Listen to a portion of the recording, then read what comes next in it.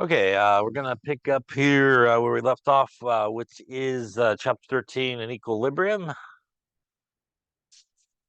And last time, obviously, we were talking about equilibrium, which, as we know, is a reversible reaction,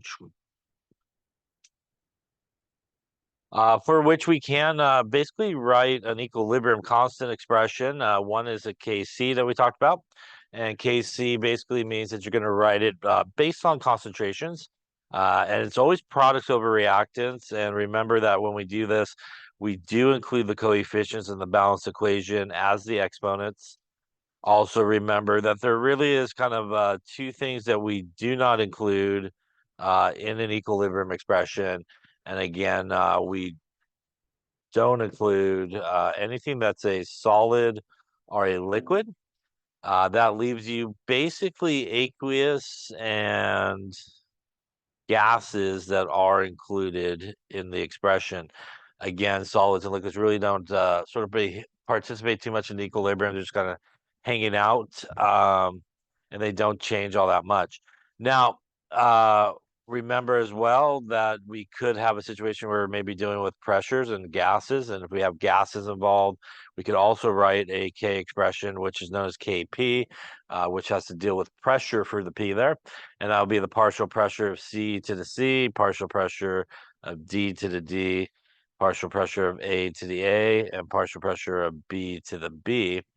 There is a relationship between these two that we did some problems on, and that is the Kp is equal to the Kc RT delta N. And again, obviously, that's our equilibrium pressure constant for pressure, equilibrium constant for concentration.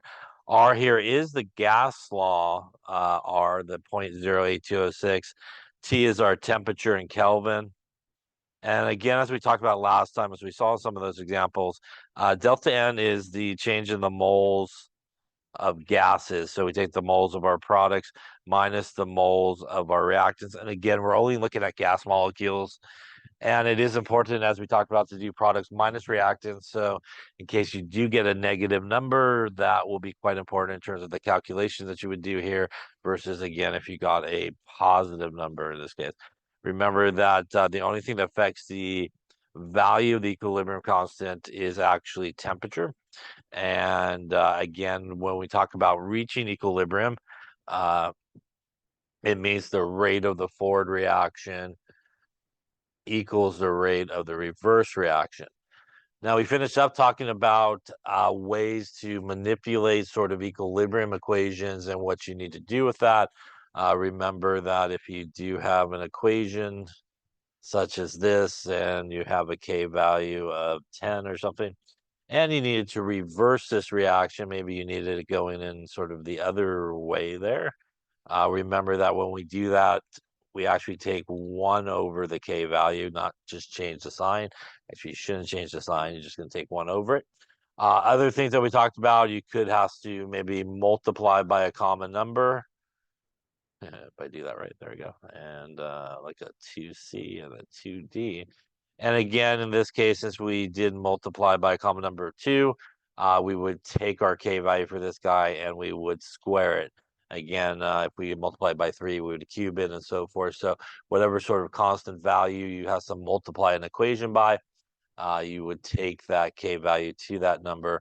And vice versa, if you needed to, say, divide by, say, 2, you would go A plus B gets you back to C plus D. You would then take the square root. In my example here, I guess 10 squared there. I take square root of it. And you take the square root basically of the K. Again, if you had to divide by 3, you take the cube root and so forth. Also different is when we do add equations together, like A plus B goes to C plus D in K1, and C plus D goes to E plus F, K2. Remember that when we add these together, anything on opposite sides will cancel. Everybody on the left stays on the left. Everybody on the right stays on the right.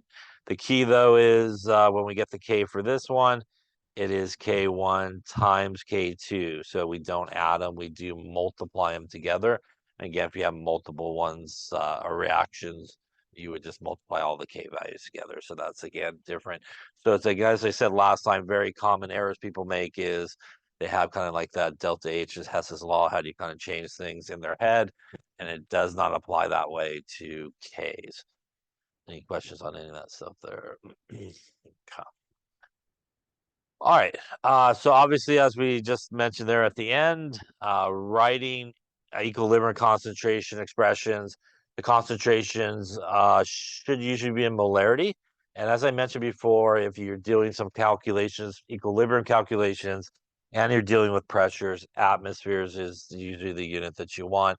Again, as I mentioned, even if they kind of give you everything in other units and they want the answer in other units, when you kind of do the calculation for the equilibrium part, it should be in atmospheres. As we saw, no solids or liquids involved. They don't appear in the equilibrium expression. Again, K has no units associated with it. It is just a number. And as we also talked about, what it tells you is obviously if you have a large value of K, you should mainly expect products at equilibrium. If you have a small value of K, you should mainly expect reactants at equilibrium. And as we talked about, when we do see a K value, it is specific for how the reaction is written. What are the reactants? What are the products? And at a specific temperature. Again, as we talked about, temperature will change the value of it. Um, if a reaction can be expressed obviously as a sum of multiple ones, we multiply the K values together. And obviously, as we just talked about, we take the K values to that exponent number if we have to multiply an equation by a common number. All right. So this was also something that we touched upon last time as well. Again, remember that it doesn't really matter as long as the temperature remains constant. You know, what you start with in terms of the reaction. Again, as we talked about, you could in one experiment, for example, start with all reactants. You could again and start with maybe some products. You could start with a little bit of everybody in there. And as long as the temperature is the same for all those reactions or experiments that you did, you should expect the ratio of products to reactants being the same. So that was, I think, what we talked about. Like if we want a K value of 2, there's many different ratios you could get you there. Again, you can take 4 divided by 2 gets you 2, 2 divided by 1 gets you 2, 8 divided by 4 gets you 2. So although we may start with different amounts of everything, the ratio of your products to your reactants will always be the same as long as the temperature remains constant.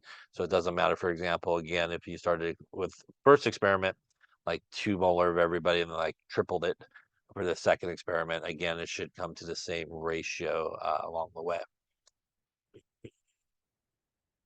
All right, so let's talk about another letter briefly here because we don't get too far away from K because that's what we talk about it here. But Q is the reaction quotient, and Q is basically calculated the same as K. So we calculate Q the same as K, and that basically is our products over our reactants. And we do exactly the same thing as what we do with K, which is, again, take the coefficients as the exponents. Everything's the same. We leave out solids and liquids. So it's calculated the exact same way as K. So you do it basically the same as K. You may be asking, why do we need it if it's the same as K? The idea of Q is a situation that you would calculate to answer basically kind of one of two questions, basically. And the first question typically you would be sort of answering if you calculated Q is the system at equilibrium? And for that, you may not know if you are given equilibrium concentrations or their initial concentrations. So if you're given initial concentrations, you could calculate Q and it will answer basically that question, are you at equilibrium? And if the answer to that question is no, you are not at equilibrium, the other thing that Q will tell you is which way you need to go to actually reach equilibrium. Do you have to make more products to get to equilibrium? Do you have to make more reactants to get to equilibrium? So we typically use Q in those situations to answer that question of are we at equilibrium? And if the answer is no, which way do reaction need to proceed to reach equilibrium? We will also see, again, Q a little bit later on outside of a separate Q type situation. But that's the main sort of situation that we're using it for. So if you calculate Q and it's less or greater than K, the system is not at equilibrium. And in order to reach equilibrium, you could think of it as going opposite the way this thing is pointing. So it actually has to go to the left, which is the reactant side of the equation, right? And it would need more reactants being made. If you calculate Q and it is less than K, it also tells you you're not at equilibrium. And once again, you can go opposite of the way that is pointing, and it needs to go to the product side, and you need to make more products in that case. If you happen to calculate Q and it equals the K value, then you are at equilibrium. You don't need to go anyway. You're right there, and you're going to do that. Now, when we calculate Q, or how do I know I should calculate Q, or am I able to calculate Q?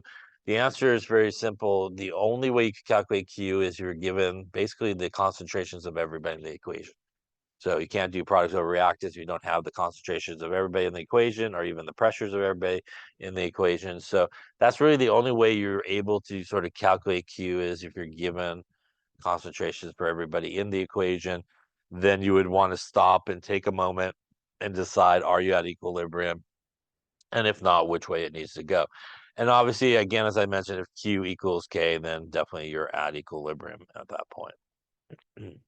So why don't you give it a try here? If at the start of a reaction, there are 0.249 moles of N2, 3.21 times 10 to the minus 2 moles of H2, and 6.42 times 10 to the minus 4 moles of NH3 in a 3.5 liters vessel.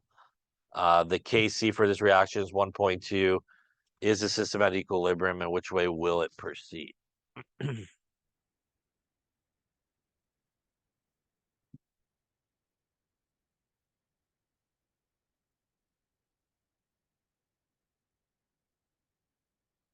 Okay, so let's take a look. So first off here, we're given the K value.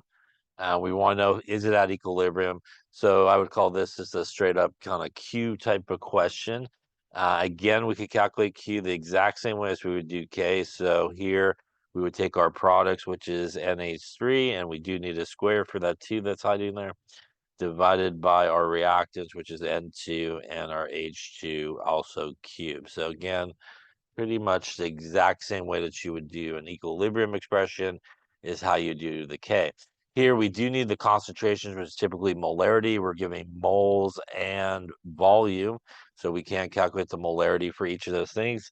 So the concentration here of N2 would be the moles, which is 0.249, divided by the volume here, which is 3.5 liters. That's going to give me the molarity, right? And that's going to be 0.249 divided by 0.35. We'll call it 0.07114. Take a couple of digits. We will go to who next? H2 looks good. H2. And that is 3.21 times 10 to the minus 2 moles divided by 3.5 liters.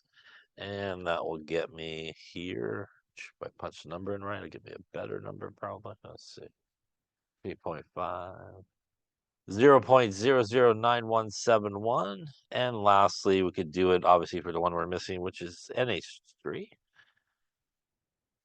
And we'll take the moles of NH3 that was given to us, which was 6.42 times 10 to the minus 4 moles, also divided by 3.5 liters.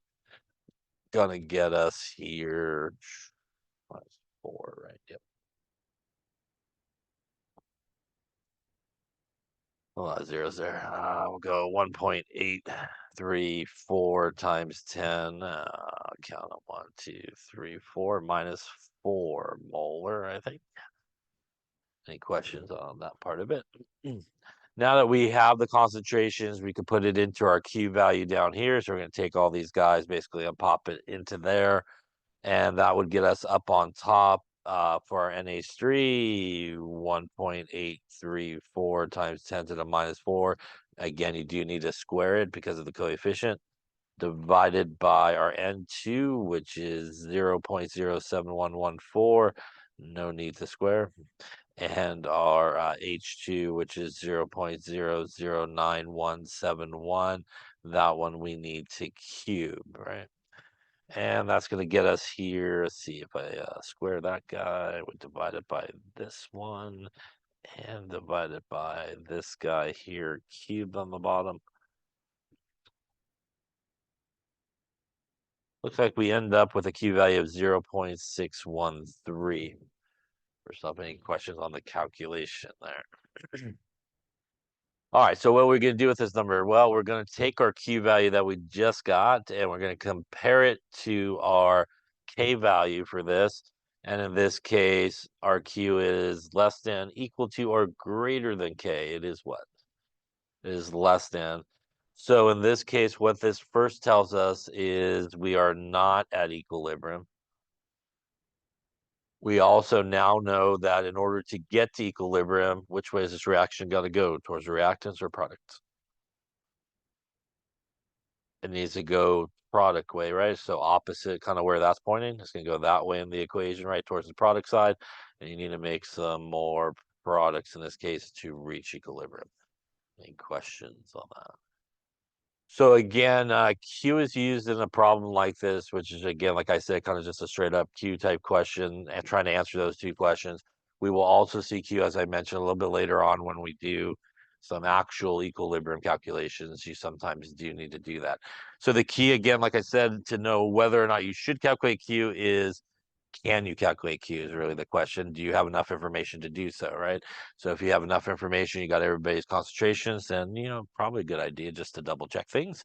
And if obviously you don't have enough information, you can't calculate it now. Any questions on that there? All right. So that brings us to the big calculation of the season here, which is solving equilibrium constant problems. So when we're given initial concentrations in a reaction like this, an equilibrium reaction, we oftentimes are interested in calculating what is everybody's concentration going to be, or even pressure, because you could also do it with pressures as well, what their pressures may be at equilibrium. And the way that we sort of solve these type of problems is we use what is referred to as an ice table. And an ice table is used to solve these problems. I stands for initial, change, and equilibrium. So when we do this, we do represent typically in ice tables, the change is usually represented by the letter X. It's usually what we represent this. So it stands for initial, change, and equilibrium is what each of those letters stand for. So we do use X to represent the change.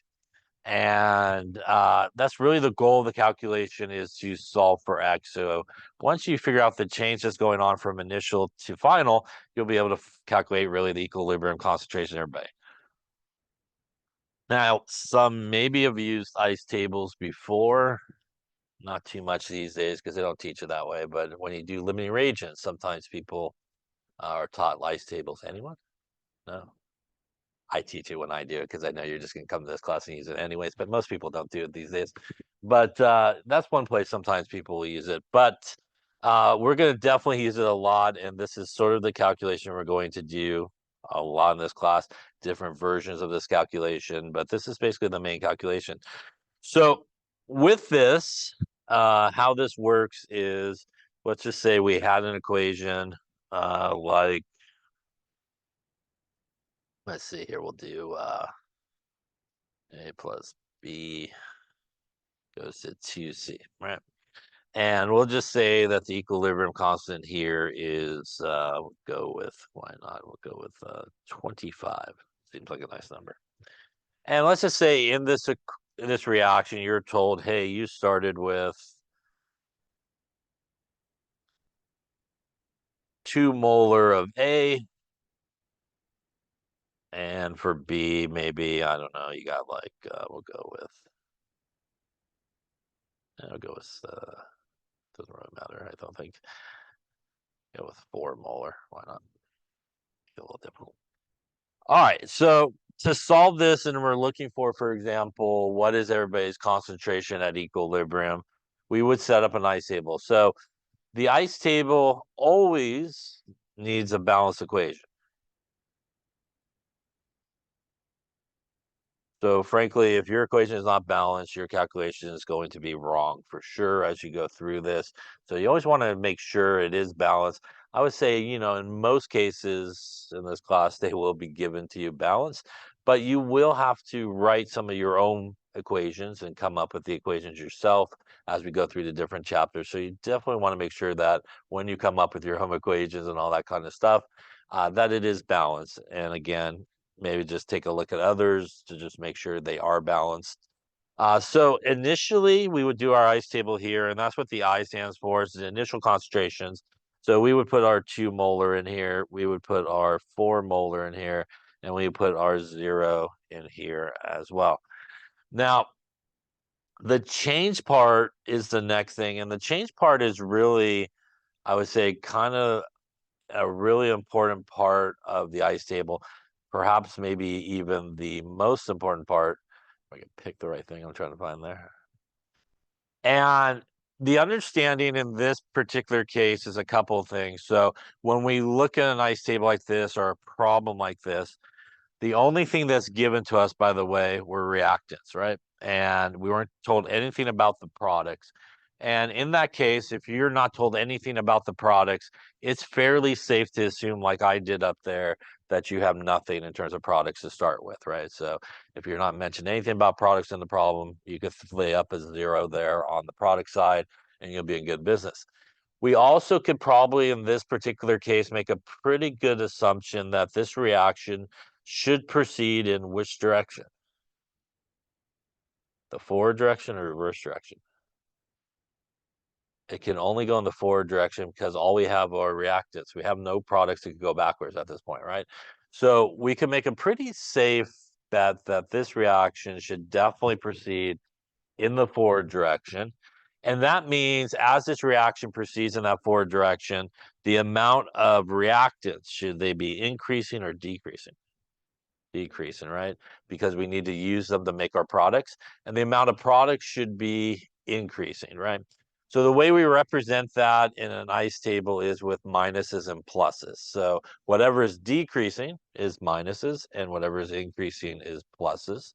So in this case, we will use X for our change. This would be minus X, again, because it's a reactant and it's decreasing. And by the way, the other super important thing about the change part is everybody's favorite thing, which is stoichiometry, right? So we still have to think about the stoichiometry of this reaction. And by the way, the coefficient for this guy is a 1, which is why that is actually just basically 1x, yeah? If that coefficient was like a 2, you would need to do minus 2x. So it is really important here in the change part that you take into account the stoichiometry of the equation, and that comes from the coefficient. So you do have to insert that in here. In this case, this guy is also 1, which means this would be minus x. Now, when we get to our product side, it should be increasing with time. So this is going to be a plus. But again, here, though, we do have a coefficient that is 2. So this would be plus 2x. And you want to make sure that you do take into account those coefficients, because if you do not take into account the coefficients, you basically did the wrong mole-to-mole relationship, the wrong stoichiometry, and again, your problem is going to be screwed up, which is why sometimes people do this during stoichiometry calculations, because it's way easier than all the other crap they make you do. All right, so now at the end here, we're just going to carry everybody down. So we're going to go for our equilibrium. This is basically 2 minus x. I'll get rid of the molarity so it doesn't get all messed up here. 4 minus x and 2x. First off, any questions on the ice table here? Now, the goal of this is really to find x, right? Because if I know what x is, I can then pretty much figure out ultimately what I'm trying to find, which is what is everybody's equilibrium concentration, right? So how can we find x? So we can find x by using our equilibrium expression.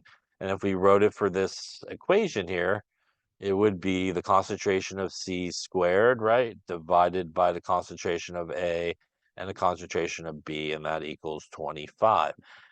Now, what we do once we get to the equilibrium line here of our ice table is we basically take all these guys and we put it into this expression.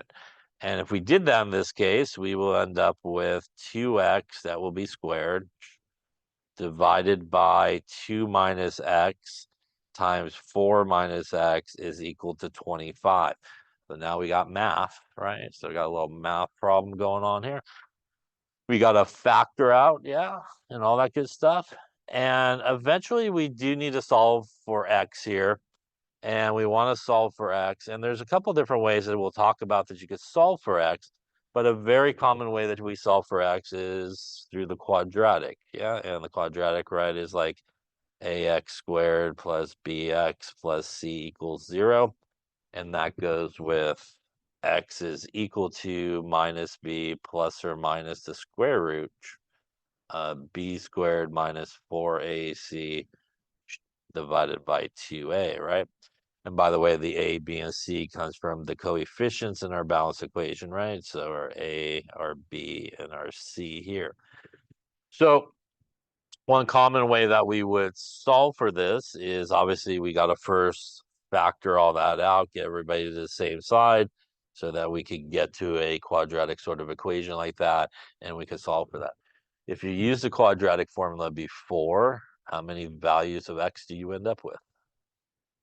2, right? Because you basically do everybody plus, right? And then you go back and do everybody minus. This will give you basically 2x values at this point, right? Now, one of those 2x values will not make sense. And how will it not make sense? Well, most often you would take x value number 1 and x value number 2 that you end up with here, and you would take each of them individually and put them back into the equilibrium line. And what will happen with one of them is it will lead you to a negative number, yeah, which is no good, right? Because you cannot have a negative concentration, cannot have a negative pressure. And you would know that is clearly not the one to choose. You should choose the other one. Now, sometimes it's pretty obvious, if you end up with one negative number, one positive number, clearly that's going to turn that guy into a negative if it's negative. So it's pretty quickly, obviously.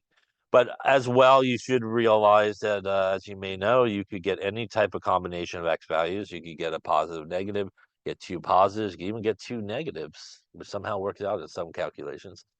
So you can't get any of those things. What you're looking for is what happens when you put these guys back into here. Once you obviously figure out what value is the correct x value, you would then go back to your equilibrium line in this table here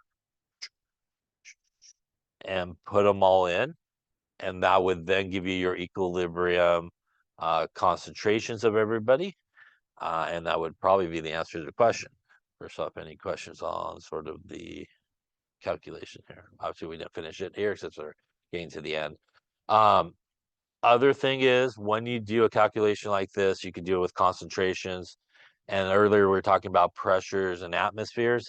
It needs to be in atmospheres when you go into the ice table here and do this calculation. So again, if it's not in atmospheres and you're using a KP, which you could do exactly the same thing we just talked about, all with pressures and a KP value, but it does need to be in atmospheres when you do this calculation. And again, if you needed some other unit at the end, you would have to do that conversion at the end of the problem, kind of convert it back.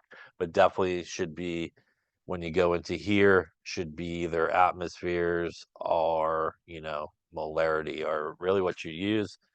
Eventually moles we'll talk about as well. Any questions on that there? So I think what we're going to do is we will lay it up for now.